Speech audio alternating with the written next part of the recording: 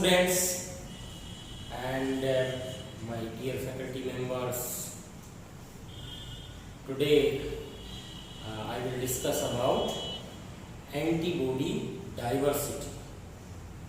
जो इम्यूनोग्लोबुलिन्स हैं, एंटीबॉडी हैं, उनमें पाई जाने वाली विविधता, डाइवर्सिटी, वो किस कारण से होती है? वो जीन लेवल पे होती है, वो जेनेटिक डाइवर्सिटी के कारण होती है, और किस प्रकार एक इंसान के शरीर में डिफरेंट टाइप की, हजारों टाइप की एक ही एंटीबॉडी या विशिष्ट एंटीजन के अगेंस्ट में बनने वाली एंटीबॉडी पाई जाती है। एंटीबॉडी में डाइवर्सिटी क्यों होती है? देखिए, हमें पता है कि एंटीबॉडी जो है वो 5 स्पेसिफिक प्रकार की होती हैं, IgG, IgA, IgM, IgD, IgE, right. Immunoglobulin different type के होते हैं क्योंकि उनका जीन जेनेटिक कॉन्स्टिट्यूशन अलग अलग है। इसके बावजूद भी एक पर्टिकुलर एंटीबॉडी में अनेक प्रकार की डाइवर्सिटी मिलती है। जैसे IgG है, उसमें भी डिफरेंट फॉर्म पाए जाते हैं। 4 प्रकार की IgG होती हैं, 1, 2, 3, 4। इसी प्रकार IgA एंटीबॉडी है, वो 2 प्रकार की पाई जाती है। तो आज मैं इसके बारे में, जो इसका जेनेटिक कॉन्स्टिट्यूशन है, उसके बारे में डिस्कस करते हैं कि किस प्रकार से एंटीबॉडी में जेनेटिक डाइवर्सिटी पाई जाती है, जीन्स का रीअरेंजमेंट कैसे होता है और इसमें क्या कॉम्बिनेशन पाया जाता है। देखिए, आपको पता है कि एंटीबॉडी जो है उसमें 2 प्रकार की चेन होती है, 2 प्रकार की श्रृंखलाएं होती हैं। एक कहलाती है लाइट चेन और एक कहलाती है हैवी चेन। तो ये वाली जो है ये हो गई आपकी heavy chain, right.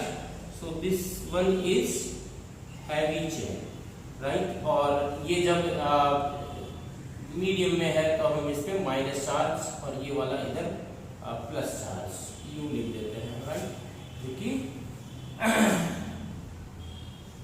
Liquid medium में इस प्रकार से ये व्यवस्थित होती है। तो ये वाला पोर्शन है, दिस वन, नीचे वाली ये लाइट चेन होती है और ये ऊपर वाली होती है हैवी चेन। इसके अंदर भी हम देखते हैं कि इसका ये जो रीजन होता है ये वेरिएबल होता है, वेरिएबल हैवी। ये जो है लाइट, वेरिएबल लाइट चेन का हो गया। नीचे वाला जो रीजन है कांस्टेंट रीजन कहलाता है। तो ये कांस्टेंट है, ये कांस्टेंट हैवी चेन का है और ये है कांस्टेंट लाइट चेन का है। तो इस प्रकार constant heavy 1, constant heavy 2, constant heavy 3 और कुछ में कांस्टेंट हैवी 4।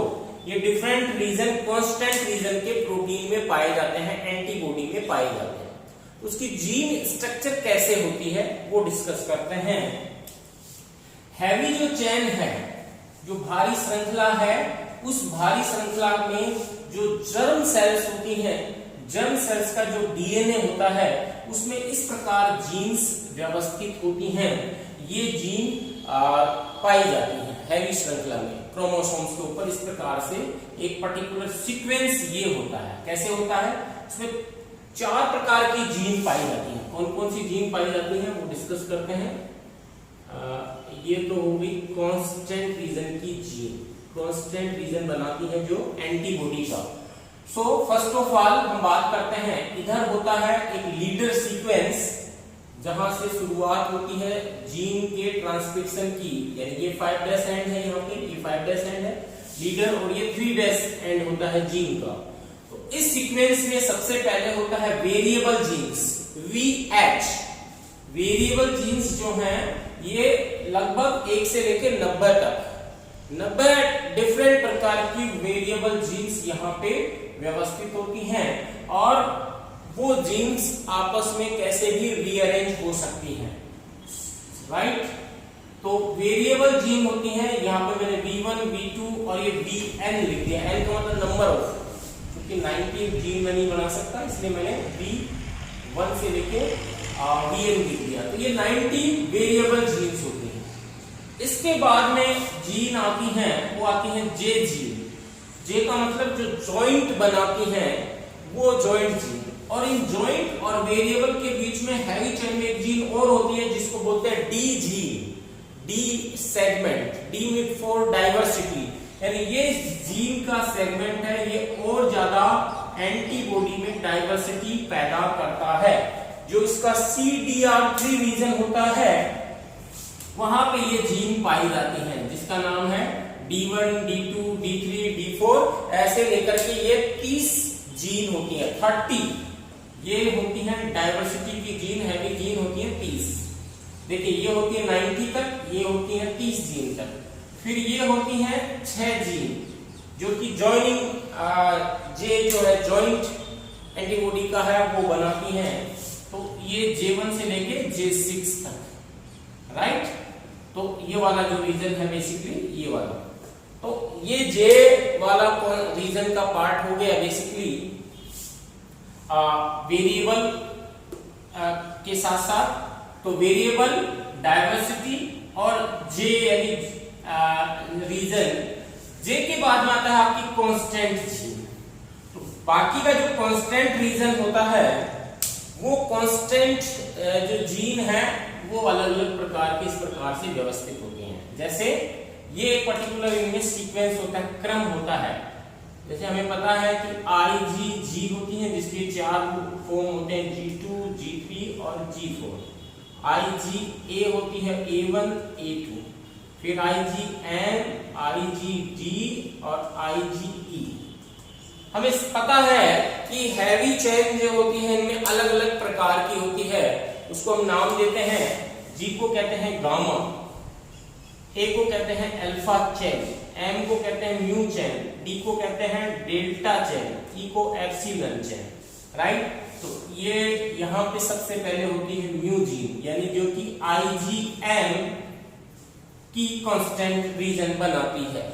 इसके बाद में आती है डेल्टा जो कि IgD का कांस्टेंट रीजन बनाती है। फिर आती है गामा 3, IgG का कांस्टेंट रीजन बनाती है। इसके बाद में आता है गामा 1, नेक्स्ट है अल्फा 1 जो कि A जीन होती है, IgA की जीन होती है अल्फा 1, फिर गामा 2, फिर गामा 4, फिर एप्सिलॉन और अंत में अल्फा 2।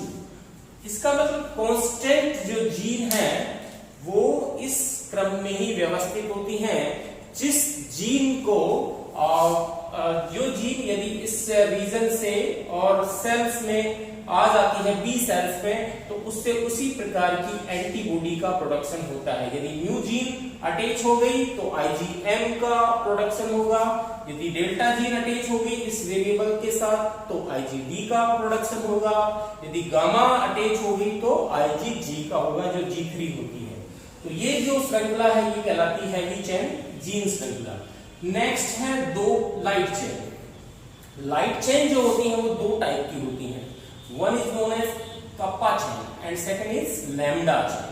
तो कप्पा चेन होती है उसकी जो जेनेटिक कॉन्स्टिट्यूशन है वो इस प्रकार से है। क्या क्या है उसमें B जीन पाई जाती है, J जीन पाई जाती है और कांस्टेंट जीन यानी C जीन पाई जाती है।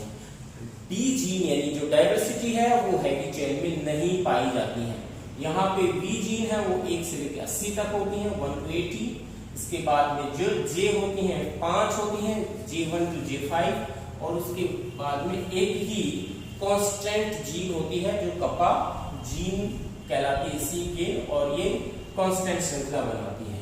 इसी प्रकार जो लैम्डा चेन होती है उस लैम्डा चेन में भी ये 1 से लेकर 80 तक होती हैं B जीन, और इसके अलावा जो J जीन है वो J1 से J6 तक होती हैं, राइट। लेकिन यहाँ पे क्या होता है, J1 के साथ उसकी पर्टिकुलर कांस्टेंट जीन पाई जाती है। जैसे J1 के साथ C lambda 1, C lambda 2, C lambda 3। इसी प्रकार J2 के साथ C लैम्डा 2, J3 के साथ C लैम्डा 3, J4 के साथ C लैम्डा 4, J5 के साथ C लैम्डा 5, ये हो गया इसके साथ 6 के साथ C लैम्डा 6।